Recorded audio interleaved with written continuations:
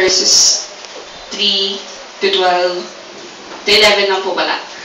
Blessed are the poor in spirit, for they shall be, for theirs the kingdom of heaven. Blessed are those who mourn, for they shall be comforted. Blessed are the meek, for they shall inherit the earth. Blessed are the hunger and thirst in righteousness, for they shall be filled. Blessed are those merciful, for they shall obtain mercy.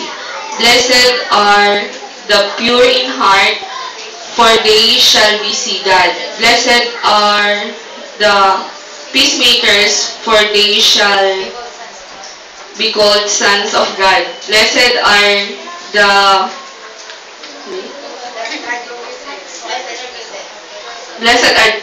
persecuted because of righteousness, because they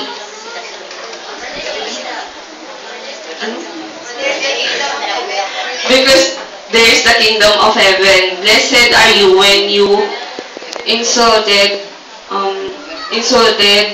persecuted you, and falsely say all kinds of evil because of me.